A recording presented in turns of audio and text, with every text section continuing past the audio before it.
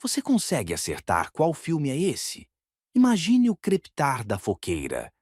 Era uma noite chuvosa na pequena cidade de Derry.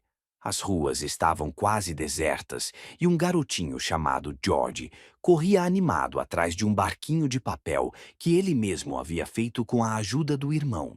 A água da chuva arrastava o barquinho pela sarjeta até que, de repente, ele caiu dentro de um bueiro.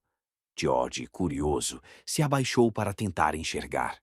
Foi então que, entre a escuridão das grades, dois olhos brilhantes apareceram.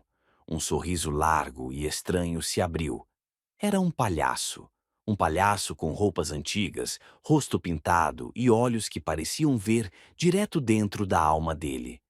Oi, George, disse o palhaço com uma voz doce, mas ao mesmo tempo perturbadora.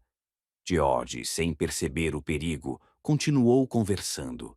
E o palhaço começou a oferecer coisas tentadoras. Até que, num instante, o sorriso virou algo horrível. Algo que não era humano. Naquele momento, a cidade de Derry lembraria que o mal tinha despertado outra vez. E ninguém estaria seguro.